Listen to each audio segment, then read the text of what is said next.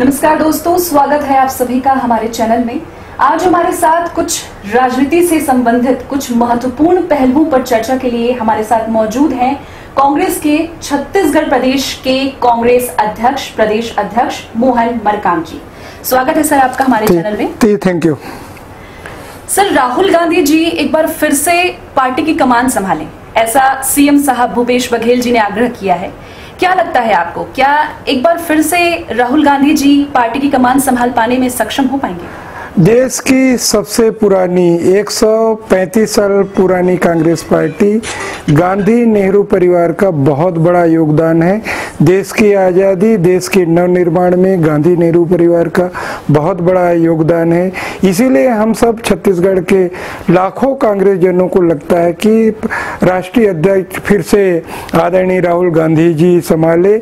मैंने भी आदरणीय सोनिया गांधी जी को, आदरणीय राहुल गांधी जी को पत्र लिख के निवेदन किया है कि क्योंकि देश के जो हालात हैं, जो देश की एकता और देश के नवनिर्माण में गांधी नेहरू परिवार का राष्ट्रीय अध्यक्ष होना बहुत जरूरी है।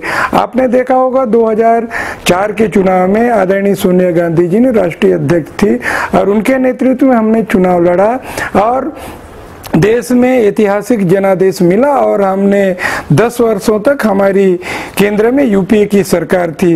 बीजेपी की जो विजय, जो रथ को रोकने में हमारे नेता आदरणीय राहुल गांधी जी राष्ट्रीय अध्यक्ष बने और राजस्थान, मध्य प्रदेश और छत्तीसगढ़ में हम सरकार बनाने में हम वापसी किए, तो कहीं ना कहीं जो लाखों करोड़ों कार्यकर्ताओं की जो मंशा है, उस मंशा के अनुसार आदरणीय मुख्यमंत्री भूपेश बघेल साहब और मैंने भी पत्र लिखा है। जी सर, ये तो हो गई राहुल गांधी जी की बात, लेकिन ऐसे समय में जब पार्टी के पास ज्यादा विकल्प मौजूद नहीं है, आलाकमान के पास ज्यादा विकल्प मौजूद नहीं है, ऐसे में क्या आपको लगता है कि भूपेश बघेल जी केंद्र की ओर रुख कर सकते हैं?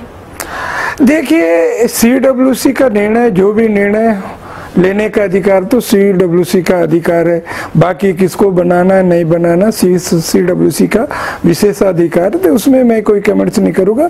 मगर जो आज लाखों करोड़ों जो कार्यकर्ताओं की मंशा है, देश के कोई भी सूबे के हमारे कार्यकर्ता हैं और छत्तीसगढ़ के लाखों कार्यकर्ता हैं, वे चाहते हैं कि जिस ढंग से देश को एकता के सूत्र में जो बांधने का काम सिर्फ और सिर्फ कांग्रेस पार्टी कर सकती है। क्योंकि जब जब देश में विपदा आई, जब जब देश की हालत बिगड़े, तो कांग्रेस पार्टी आगे आकर देश के लोगों को, करोड़ों हिंदुस्तानियों को एकजुट करने का प्रयास किया। तो हमें लगता है कि गांधी नेहरू परिवार, आदरणीय राहुल गांधी जी, आदरणीय सोनिया गांधी जी ऐसे इस देश को एक सूत्र में बांध सकते हैं। इसलिए हमने सबने निवेदन किया है। जी सर, ज्योतिरादित्य सिंधिया की यदि बात करें हम और सचिन पायलट जी की यदि बात करें, तो आपको नहीं लगता कि इनके जो राज्य की कमान थी वो सौंप देनी चाहिए थी, इससे कांग्रेस और ज्यादा मजबूत होती? क्या कहना चाहेंगे? देखिए, सचिन पायलट जी को प्रदेश अध्यक्ष बना दिया गया था और उप मुख्यमंत्री भी बना दिए थे। देखिए, कांग्रेस पार्टी ने 26 साल में उनको सांसद बनाता है, 30 साल के अंदर केंद्रीय मंत्री बनाता है और लगभग 40 साल के अंदर राजस्थान की प्रदेश कांग्रेस कमेटी की बागडोर संभालती है। तो वैसे ज्योतिरादित्य सिंधिया को भी कांग्रेस पार्टी ने बहुत कुछ दिया, मगर आज वो कांग्रेस पार्टी को दगा देकर अगर दूसरे पार्टी में जाते हैं तो उनकी सबसे बड़ी भूल होगी। कांग्रेस पार्टी हमेशा जो जमीनी कार्यकर्ताओं का, जो नेता है, उनका सम्मान करती है। भारतीय जनता पार्टी में वो नहीं है। भले उनको लगता है कि अभी पार्टी में जुम्मा गए, मगर देर सवेर देख लीजिएगा, भारतीय जनता पार्टी में उनकी दुर्गति होना तय है। सर, अभी जो विधानसभा सत्र भी चल रहा है, ऐसे में क्या आगे का, अभी वर्तमान में और भविष्य का क्या रोड मैप है आपका? और जहां तक जो पिछली सरकार थी उसमें जो योजनाएं सफल नहीं हो पाई, जो क्रियान्वयन नहीं हो पाया, क्या चल रहा है अभी? क्या आपका प्लान है आगे का, क्या रोड मैप है? छत्तीसगढ़ में 2018 के चुनाव में छत्तीसगढ़ की महान जनता ने ऐतिहासिक जनादेश के साथ 68 सीटों के साथ कांग्रेस पार्टी को जिताया और हम सरकार बनाने में सफल हुए। पौने 2 साल के अंदर छत्तीसगढ़ की जनता की अपेक्षाओं उम्मीदों पर खरा उतरी है माननीय भूपेश बघेल जी की सरकार। इसीलिए नीति आयोग, रिजर्व बैंक से लेकर अन्य सूबों की सरकार हमारी सरकारों को तारीफ कर रही है। प्रदेश अध्यक्ष के तौर पर 1 साल मेरा कार्यकाल पूरा हो रहा है। पहली बार बस्तर जैसे दूरस्थ अंचल के विधायक को प्रदेश कांग्रेस कमेटी की बागडोर आदरणीय राहुल गांधी जी ने, आदरणीय सोनिया गांधी जी ने सौंपी है।